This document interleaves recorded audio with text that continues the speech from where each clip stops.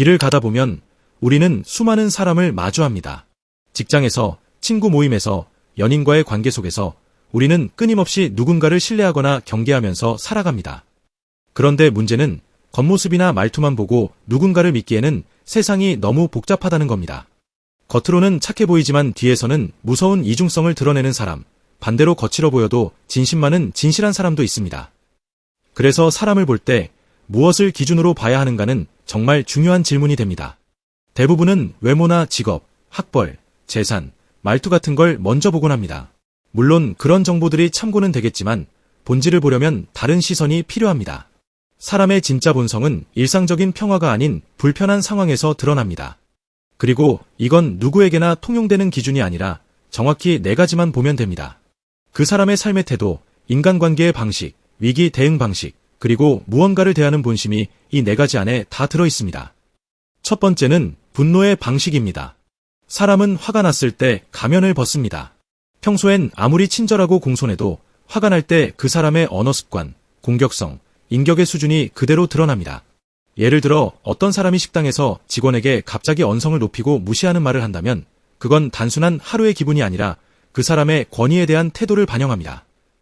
반대로 분노 상황에서도 감정을 절제하고 상대의 입장을 고려하는 사람이라면 그 사람은 어느 상황에서도 존중을 지킬 줄 아는 사람일 확률이 높습니다. 두 번째는 책임 회피 여부입니다. 작은 실수 하나에도 남 탓을 하는 사람이 있습니다.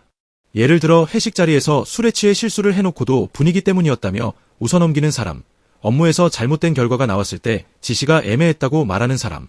이런 이들은 결국 책임감 있는 관계를 맺기 어렵습니다.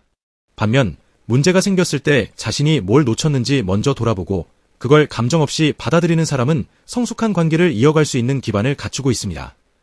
세 번째는 약자에 대한 태도입니다. 아무런 이득이 되지 않는 사람에게도 예의를 지키는지 자신보다 힘이 약한 사람을 어떻게 대하는지를 보면 그 사람의 본질을 알 수 있습니다.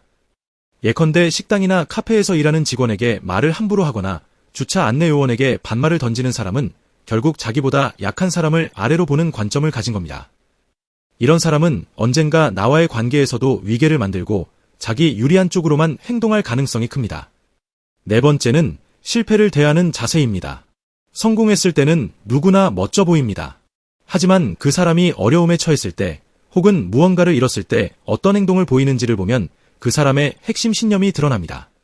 실패를 남 탓으로 돌리고 회피하거나 감정적으로 대응하는 사람은 똑같은 실패를 반복할 가능성이 높습니다. 반대로 자신을 돌아보고 어떻게든 다시 시도하려는 태도를 보이는 사람은 삶에 대한 책임감과 진정성이 있는 사람입니다. 이 4가지는 그냥 심리학적 이론이 아니라 한국 사회에서 살아가며 실질적으로 겪게 되는 사례에서 나온 기준입니다. 우리가 생각보다 많은 시간을 인간관계의 갈등 속에서 보내는 만큼 이 기준은 단순히 사람을 평가하는 도구가 아니라 나 자신을 지키는 방법이기도 합니다. 누군가에게 마음을 열기 전에 혹은 그 사람과 인생을 함께 나눌 결정을 하기 전에 이 4가지를 기준으로 한번 보세요. 지금은 아무 일도 없는 평온한 시기일지라도 언젠가 돌발 상황이 찾아오면 그때 그 사람의 진짜 얼굴이 드러납니다. 그걸 미리 볼 수 있다면 불필요한 상처를 줄이고 후회도 줄일 수 있습니다. 앞서 사람을 볼 때 꼭 체크해야 할 4가지 기준을 말씀드렸습니다. 분노의 방식, 책임 회피 여부, 약자에 대한 태도, 실패를 대하는 자세. 이번에는 이 4가지 기준이 실제 삶에서 어떻게 작용하는지, 또 반대로 우리가 어떻게 신뢰를 주는 사람이 되어야 하는지를 구체적으로 이야기해 보겠습니다. 먼저 분노의 방식과 관련된 실제 사례부터 보겠습니다. A라는 사람이 회사에서 회의를 하던 중 후배가 발표 중에 실수를 하자 그 자리에서 책상을 내리치며 그렇게밖에 못해 라고 말했습니다. 회의 후에도 그 후배는 여러 사람 앞에서 창피를 당했고 결국 자존감에 큰 타격을 입게 되었습니다. 이 장면은 단순히 화를 냈다는 것 이상입니다. 분노를 통해 자신의 위치를 지키려는 사람, 상대방을 억누르려는 습관이 있는 사람은 결국 갈등을 키우는 인물이 됩니다. 반면 같은 상황에서 B라는 상사는 후배가 실수했을 때 차분하게 다음엔 이런 방식으로 해보면 어떨까? 라고 말했습니다. 실패를 지적하면서도 인격을 무너뜨리지 않는 태도는 사람을 성장시키고 조직을 건강하게 만듭니다. 감정을 통제하고 존중을 잃지 않는 사람은 어떤 관계든 오래갑니다. 두 번째, 책임 회피 여부는 사소한 상황에서도 금방 드러납니다. 예컨대 프로젝트가 지연되었을 때 그건 내가 맡은 부분이 아니야 라고 말하는 사람이 있습니다. 자기가 아닌 다른 사람의 탓으로 전가하려는 심리가 자리 잡은 거죠. 반면 내가 좀 더 체크했어야 했는데 미처 못 본 것 같아 라고 말하는 사람은 관계 속에서 신뢰를 줍니다. 여기서 중요한 건 실수 자체보다 그 실수를 어떻게 대하는가입니다.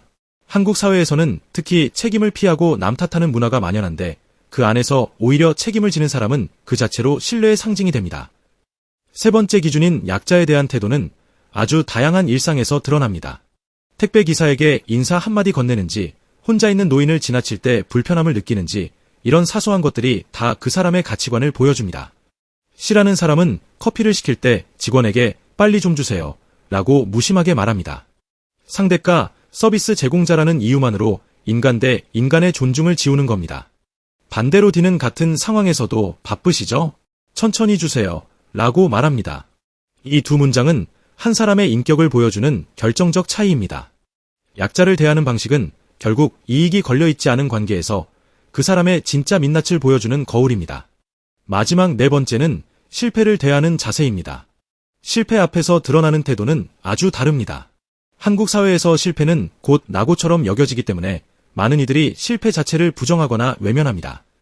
하지만 진짜 중요한 건 실패 이후의 회복력입니다.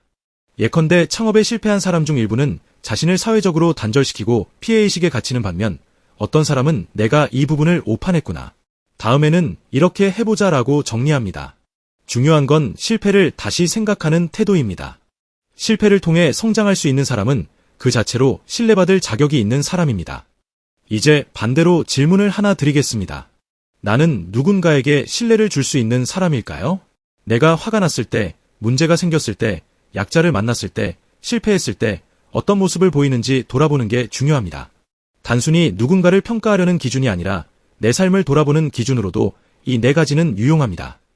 우리가 진심으로 좋은 관계를 원한다면 결국 나 자신부터 이 네 가지 기준을 넘어서는 태도를 갖춰야 합니다.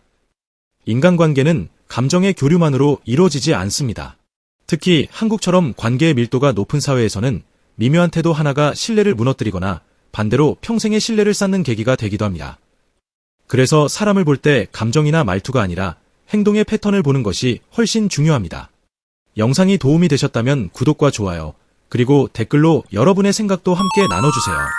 다음 영상에서 더 깊은 이야기로 찾아뵙겠습니다. 감사합니다.